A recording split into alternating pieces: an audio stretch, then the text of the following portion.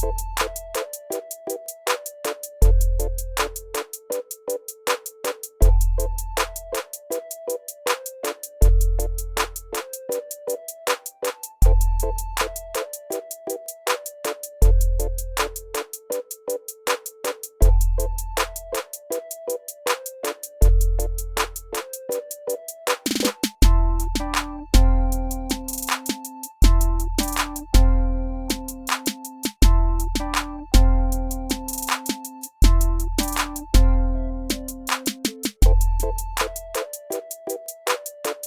Tyre मैं अपनी bike में इंस्टॉल करना चाह रहा था MRF Meteor M140/7017, फाइनली वो मैंने इंस्टॉल कर लिया है। If this is your first time watching me, do hit that subscribe button. Welcome to diesel head, this is Vivek. Let's roll the video failures.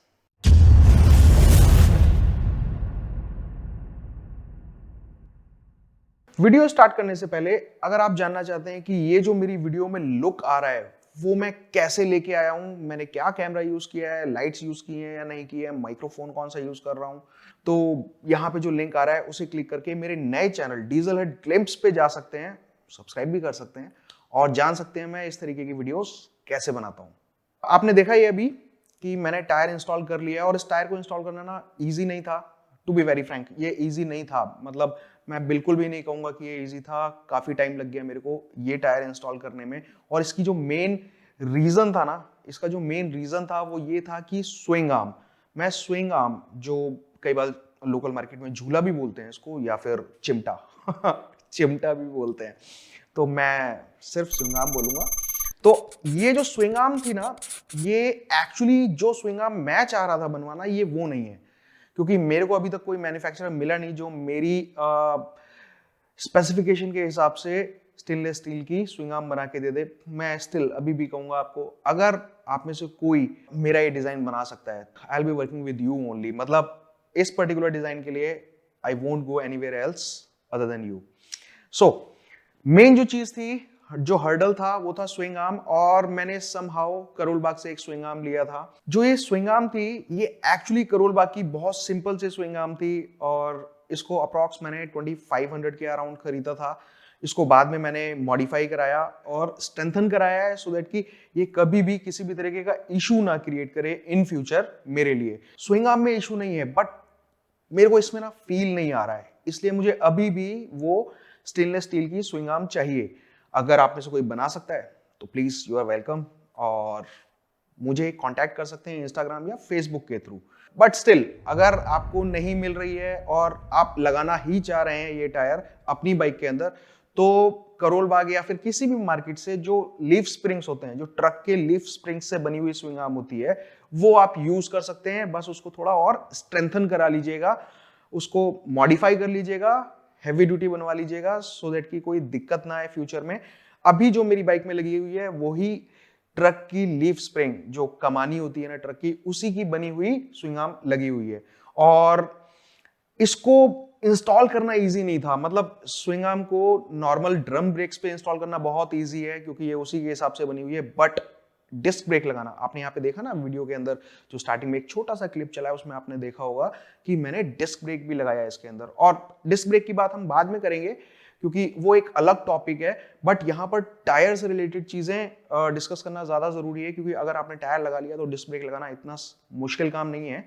और मैं ये भी बताऊंगा आगे आने वाली वीडियोस के अंदर कि डिस्क ब्रेक में मैंने कौन सा कैलिपर यूज किया है, कौन सा मास्टर सिलेंडर यूज किया है, सो दैट कि आपको वो जो प्रॉब्लम्स आते हैं ना ब्रेक जैम होने के, वो इश्यूज नहीं आएंगे। मैंने OEM यूज नहीं किया है। अगर आपने इस वीडियो में देखा होगा तो आपको हो सकता है लग रहा हो कि मैंने OEM यूज किया है, रॉयल एनफील्ड का ओरिजिनल डिस्क ब्रेक यूज किया है, बट मैंने यहाँ पर रॉयल एनफील्ड का ओरिजिनल डिस्क ब्रेक यूज नहीं किया है, तो उसकी बात हम अगली वीडियो में करेंगे।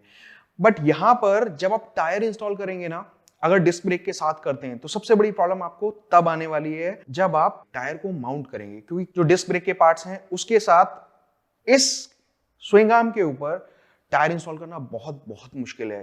अगर आपने नोटिस किया होगा वो जो छोटी सी क्लिप चली थी उसके अंदर, तो आपने देखा होगा कि मैंने काफी सारे स्पेसर्स लगाए हुए हैं। उन स्पेसर्स से वैसे कोई दिक्कत नहीं है, कोई इशू नहीं आएगा, लेकिन हाँ कल को अगर आप टायर खोलते हैं और दोबारा इंस्टॉल करते हैं तो अगर आप खुद कर रहे हैं तो आपको हो सकता है पता हो, याद रहेगा कि आपने कहाँ पे कौन सा स्पेसर डालना है, बट अगर कोई नया बंदा खोलेगा ना तो उसको दिक्कत हो सकती है ये इस तरीके के स्पेसर्स डालने में। तो मैं आपको रिकमेंड करूंगा, अगर वेट कर सकते हैं तो वेट कर लीजिए तब तक जब तक स्विंग आर्म नहीं बनती है मेरी डिजाइन वाली, क्योंकि उसमें इस तरीके की कोई दिक्कत नहीं आएगी फॉर श्योर। जो मेरा डिजाइन है स्विंग आर्म का, अगर वो बनती है तो आप थंडरबर्ड का कंप्लीट सेटअप इसमें लगा सकते हैं। अभी जो इसमें एक्सल लगा हुआ है वो थंडरबर्ड का लगा हुआ है। कैलिपर की जो माउंटिंग प्लेट है वो थंडरबर्ड की है। इनफैक्ट जो कैलिपर का डिजाइन है वो कंप्लीटली क्लासिक 500 क्लासिक 350 जो अभी नई आई थी बाद में डिस्क ब्रेक वाली, कंप्लीटली वही है। बेसिक डिजाइन कंप्लीटली वही है, बट ओईएम पार्ट्स नहीं है। तो अगर आप वो इंस्टॉल करना चाहते हैं और स्विंग आर्म नहीं इंस्टॉल कर रहे हैं, क्योंकि अगर आप ओरिजिनल स्विंग आर्म लगाते हैं थंडरबर्ड की या फिर नई वाली क्लासिक की, तो उसमें भी ना ये दिक्कत आएगी कि आप फैट टायर नहीं डाल पाएंगे।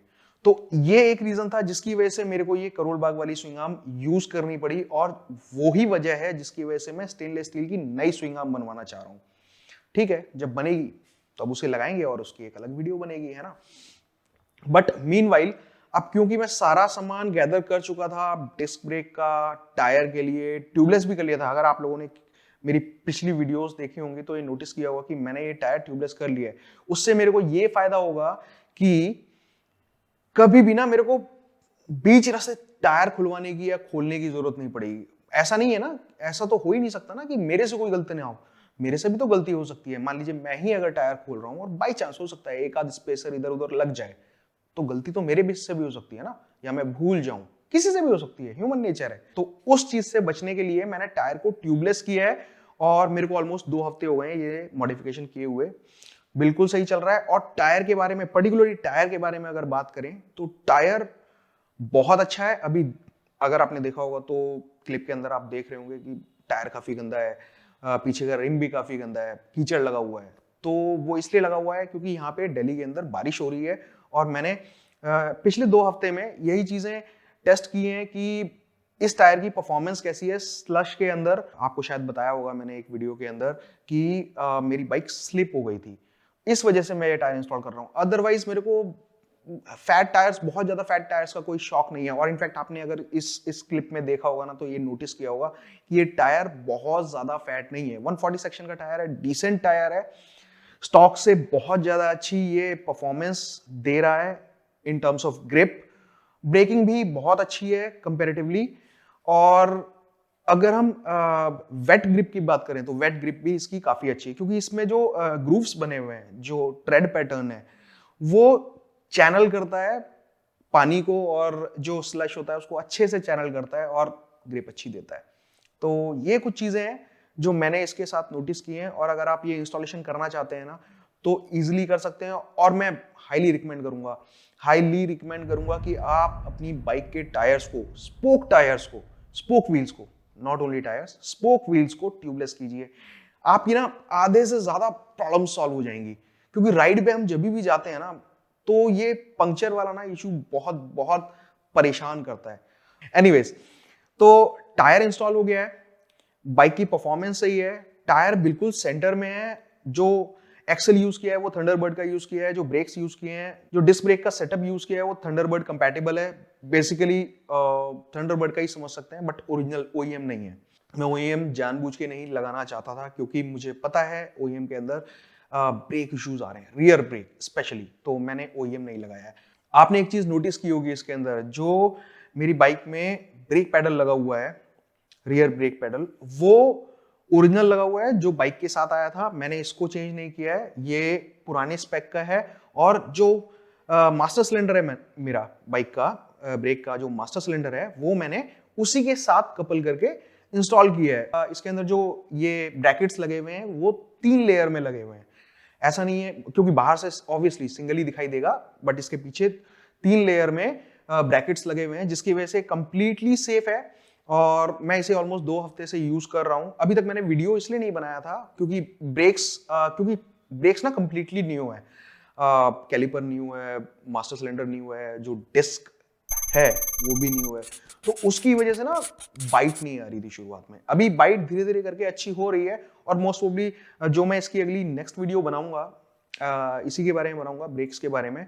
होपफुली तब तक इसके अगर अच्छे हो जाते हैं तो मैं ब्रेक की बाइट बाइट अगर अच्छी हो जाती है ब्रेक की तो मैं उसके बारे में ये बताऊंगा कि ब्रेकिंग अच्छी हो गई है, या फिर अगर नहीं अच्छी होती है तो वो भी मैं क्लियरली बताऊंगा। बट यहां पे मैं एक चीज बिल्कुल क्लियर कर देना चाहता हूं कि जो पहले ड्रम ब्रेक लगे हुए थे अभी उससे बहुत बेटर चल रहा है।